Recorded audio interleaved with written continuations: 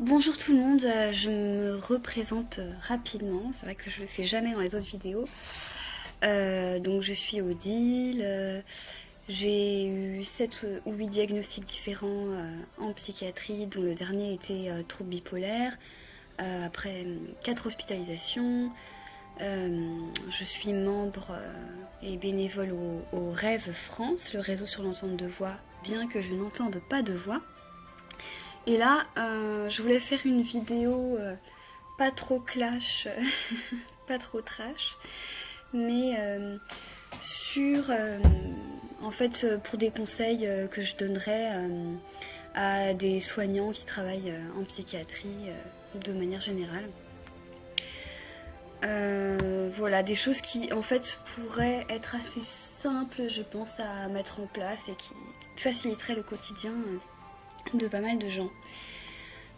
Donc la première chose que j'avais envie de dire, c'est que évidemment, pour prendre soin des autres, il faut prendre soin de soi et aller bien.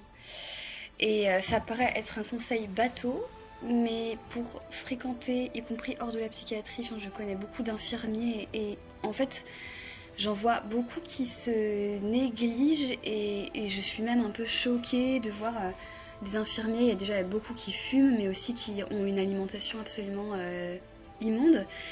Et voir qui emmènent régulièrement leurs enfants au McDo et tout ça, et je comprends pas très bien. Donc, je pense qu'il faut vraiment être un esprit sain dans un corps sain. Et puis aussi, voilà, enfin, je pense que c'est quand même un métier qui est prenant, comme tous les métiers, non seulement de soins, mais de contact avec les personnes qui sont dans le relationnel, assez stressant, on compte pas ses heures, etc. Donc il faut réussir à aménager des temps de pause et des... Je sais pas si vous avez un quart d'heure de pause au lieu de... Enfin, j'en sais rien, essayer de méditer pendant sa pause, essayer de prendre du temps comme ça pour juste essayer de se recentrer sur ses propres émotions, sur sa respiration. Moi, c'est un truc des fois que je fais au travail quand j'ai un petit temps de pause, de bien respirer. Et du coup, ça aide aussi le relationnel et tout ça. Il y a besoin vraiment des fois de se centrer, c'est une nécessité. Ensuite, c'est la deuxième chose que j'aimerais dire, et c'est quelque chose qui est quand même que je vois extrêmement rarement, surtout en psychiatrie, mais pas seulement, mais c'est le fait d'être capable de s'excuser. En fait, je pense que vous aurez beaucoup plus le respect des personnes que vous côtoyez et surtout de vos patients si vous êtes capable de reconnaître vos erreurs. Ou surtout, forcément, dans un moment, vous allez être confronté à une journée vraiment chiante où il y aura un patient qui va vous hurler dessus pour rien, je sais pas, vous aurez un problème avec votre boss et tout ça. Enfin, ça va être compliqué. Et puis, ce moment-là où vous serez déjà hyper énervé, et puis par exemple, vous allez en fin de journée devoir soigner, je sais pas, un patient qui peut-être est plus fragile, qui arrêtera pas de vous poser des questions un peu bébêtes selon vous, et puis je sais pas, vous allez vous énerver sur lui, et ça, en fait, ça va vous arriver. C'est impossible. Ou alors peut-être que si ça vous arrive jamais de perdre votre calme ou de pas être parfait, c'est peut-être que vous êtes le fils de Dieu et que vous êtes sous l'Oxapac. Je ne sais pas. Mais à ce moment-là, vous pouvez dire bon, voilà, excusez-moi, j'étais un peu fatiguée aujourd'hui, j'étais un peu énervée, ne le prenez pas pour vous, et enfin, j'en sais rien. Mais finalement, je pense d'autant plus qu'on peut le faire quand on se sent compétent, quand on sait qu'on travaille vraiment, qu'on est investi et qu'on sait ce qu'on fait. Et à ce moment-là, je pense vraiment que c'est un des problèmes aussi dans les espaces, surtout fermés où j'ai été, et même pas forcément fermés d'ailleurs, mais plus dans ces contextes-là, où finalement on sent quand même que les infirmiers parfois sont sur la défensive parce que ils sont, enfin je sais pas s'ils sont pas sûrs de ce qu'ils font, mais en tout cas il y a un espèce de verrouillage comme ça qui se fait, des rapports un peu tyrannisants qui peuvent se mettre en place parce qu'il y a une espèce de peur de perdre le contrôle et de plus être capable de gérer la situation parce qu'on sait qu'on impose des choses à des gens qui n'ont pas envie d'être là. Donc malgré des fois ce contexte je ne suis pas sûre que ce soit utile, mais bon, peut-être que dans certains cas on ne peut pas faire autrement. Mais malgré tout, malgré ce contexte, on peut parfois baisser la garde entre guillemets, ou en tout cas voilà, être sur un chemin un peu plus détendu et qui permet ce rapport de confiance, finalement suffisamment de confiance pour pouvoir s'excuser. Et du coup, je pense que le soin ne peut pas se faire sans chaleur. C'est important de maintenir un contact relativement proche avec les patients. Il y a souvent cette idée qu'il ne faut pas se montrer trop gentil, il faut garder une distance avec les patients et qui, je pense, est assez bête ou alors mal interprétée. C'est-à-dire que être proche de ses patients, ça ne veut pas dire maintenir des liens amicaux avec eux. Ça ne veut pas dire être sur un rapport copain-copain ça n'a rien à voir. Mais en tout cas, oui, maintenir une certaine proximité et surtout être vraiment dans le partage, la confiance. Voilà, c'est vraiment le point primordial dans le soin. Il y a des querelles, comme dans beaucoup de domaines, mais en psychologie, en psychiatrie, sur les médicaments, le biologique, la psychanalyse, le machin. Mais en fait, même les études montrent que ce qui est le plus important, c'est la relation soignant-soigné. C'est le fait, c'est la qualité de la relation, en fait, du soin qui va faire le maximum. Peut-être que parfois la chimie aide, c'est pas toujours le cas, mais en tout cas, ça, c'est vraiment important de maintenir une chaleur. Après, eh bien, justement, dans ces espaces fermés, qui sont très stressants pour les personnes qui sont enfermées et certainement aussi un peu pour les personnes qui sont soignantes, je pense que voilà, ça doit certainement attirer peut-être, enfin tout le monde n'est pas fait pour, je pense, devenir soignant dans des espaces fermés, mais malgré tout, en fait, il y a souvent besoin, c'est ce que j'ai pu observer et je pense que c'est aussi ce que j'ai pu entendre. En fait, des fois, vous aurez besoin de décompresser, donc de rigoler pour se décharger, ce qui est tout à fait normal. Mais en fait, vous savez, les espaces sont faits globalement pour pouvoir surveiller les patients. Mais nous, du coup, aussi, quand on est patient, en fait, on voit aussi les soignants. Et en plus, on n'a rien à faire. Donc, on a le loisir d'observer les infirmiers. Et ça peut être extrêmement... même presque agressif en fait, même si on sait que c'est pas forcément des rires pour se moquer, mais quand nous on a l'impression d'être complètement tyrannisé, de ne plus être maître de quoi que ce soit et d'être oui, sous contrainte et parfois avec peut-être parfois de manière excessive, et en fait voir des gens qui des fois sont pas disponibles justement alors qu'on a besoin d'eux parce qu'ils sont en transmission, etc. Enfin bon, ils ont des réunions comme ça très souvent dans la journée, beaucoup de paperasse, beaucoup d'administratif, et qui rigolent, et les internes qui gloussent parce que le chef de service a fait une remarque pour se faire bien voir, tout ça on le voit, et voilà. C'est des choses qu'on remarque, et ça peut être assez irritant, enfin j'ai envie de dire ça gratte quoi. Donc en fait, on peut rire, mais tout en sachant voilà, qu'on peut être observé, donc rester discret. En fait, je pense quand même qu'il y a une certaine, malgré tout, conduite de circonstances qu'on peut pas tout se permettre quand on est dans un lieu comme ça, où les gens sont privés de leurs droits fondamentaux, privés de liberté, en souffrance. Voilà, il y a des choses, il faut être capable de respecter ça. Ensuite, je dirais évidemment avec les patients, essayer de rester encourageant, ne pas évidemment enfermer les gens dans une étiquette, un diagnostic, dire ah mais c'est pas possible, vous pouvez pas faire ça, ou vous récupérerez pas de ça parce que c'est votre maladie.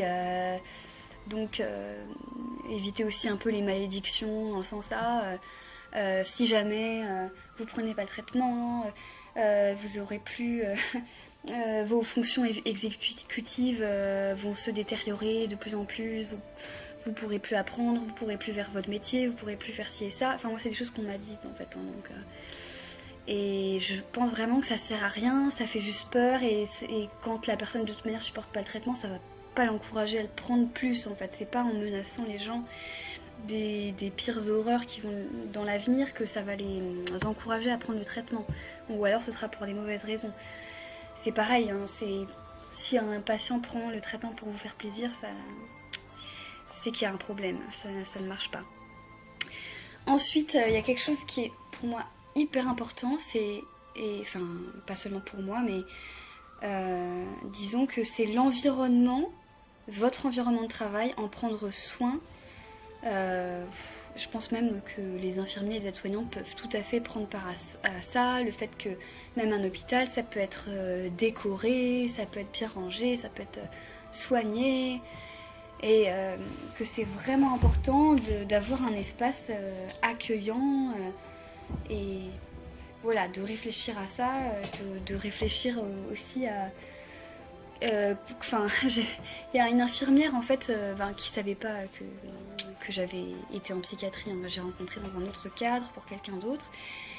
Et elle me disait, elle me racontait qu'elle avait travaillé en psychiatrie dans un espace complètement fermé où les gens arrivaient, ils passaient devant un portique, on les dépouillait d'absolument toutes leurs affaires, ils se mettaient en caleçon, et après on leur donnait un uniforme, et après on les mettait dans une chambre où ils avaient même dû remplacer les chauffages par un chauffage au sol pour éviter que les gens se pendent avec les chauffages ou les décrochent, ou voilà, et qu'il y avait vraiment rien dans la pièce, c'est-à-dire juste vraiment de quoi faire ses besoins et un lit cloué au sol, et qu'en plus de ça il y avait zéro intimité avec vidéosurveillance H24. Et je lui ai dit, mais en fait c'est peut-être normal que du coup les gens aient envie de se suicider même avec le chauffage, parce que genre, quand on est enfermé dans des conditions pareilles, c'est juste impossible de pas devenir fou. Elle m'a dit, faut voir l'état dans lequel ils étaient en arrivant, etc. Mais déjà ça instaure un climat complètement carcéral, et je vois pas comment on peut considérer comme un espace de soins quelque chose où il y a un portique, enfin vraiment c'est comme la prison quoi. Donc ça déjà, ça bousille en fait la relation de soins. Voilà, faut vraiment, je pense, énormément réfléchir à ça. Et justement j'ai pu voir la différence avec quelques lieux, où je pense à même un seul lieu, je pense que j'ai fréquenté, où il y a des plantes vertes, où il y a des tableaux, c'est plutôt mignon quoi, voilà, il y a des couleurs, c'est multicolore, voilà, des choses pour rendre ça gai, pimpant, voilà, c'est important, c'est vraiment important. Ensuite, je mets ça un peu pêle-mêle, je pensais aussi au fait de ne pas pointer du doigt les personnes, vous êtes comme ci, vous faites comme cela, c'est des choses en plus, enfin vous voyez les personnes dans un état X qui représentent même pas un millième de leur vie. Faut essayer de vraiment pas figer les personnes dans ce qu'elles sont, même si vous les voyez en crise, voilà, je sais pas, c'est essayer d'éviter ça. Ensuite, ça va avec l'environnement, essayer de favoriser en fait l'entraide entre patients, parce que je vois beaucoup en fait, justement dans les espaces fermés, il y a la tentation en fait de diviser un peu pour mieux régner, donc il y a cette idée que enfin, oui, beaucoup aussi peut-être pour protéger certains patients d'autres patients, on va empêcher qu'ils se voient, on va empêcher entre guillemets les drames en évitant des rapprochements entre des patients de sexe féminin et des patients de sexe masculin. J'ai eu beaucoup de fois affaire à ça, où un patient venait dans ma chambre, où on me faisait un câlin et tout ça, et en plus c'est moi qu'on venait voir. Genre mais pourquoi attention, ça va mal tourner. Voilà. Non, ça ne va pas mal tourner, puis je décide, je suis adulte, et si ça tournait mal, et ce serait une expérience de vie. Et je pense que la meilleure chose qu'on puisse souhaiter aux patients, c'est de vivre leur vie et de faire des expériences. Donc voilà. Et au contraire, le fait de favoriser comme ça des liens un peu d'entraide entre les patients, ça vous soulagera énormément parce que vous n'aurez plus à porter toute la responsabilité du bien-être et surtout des angoisses de vos patients.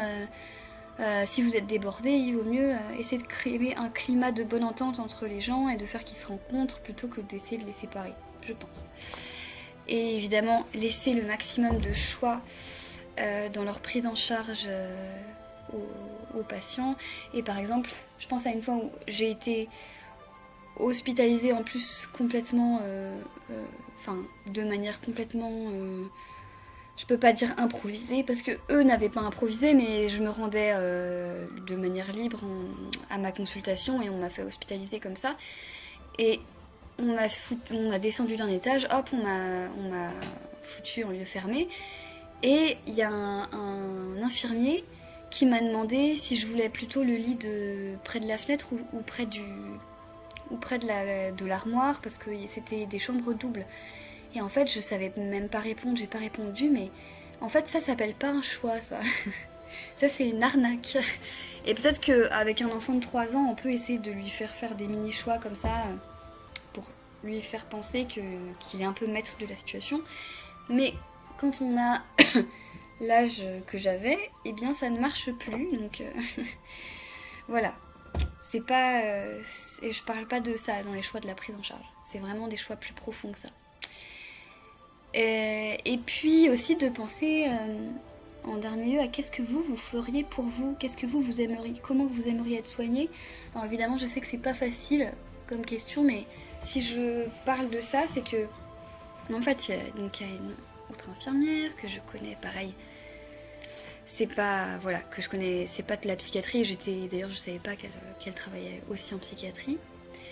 Et elle est infirmière libérale, et à un moment, elle me raconte, ça m'a fatiguée, parce qu'il y a un patient il a une schizophrénie, ou je sais plus, et je l'ai eu pendant 1 heure au téléphone, ça m'a saoulée, parce que je serais avec lui, j'aurais donné un Xanax, et en 5 minutes, ça aurait été réglé, et là, je l'ai eu 1 heure au téléphone, et pendant ce temps-là, je suis pas payée. Et donc là, waouh, c'est super compliqué, parce qu'en même temps, je veux dire...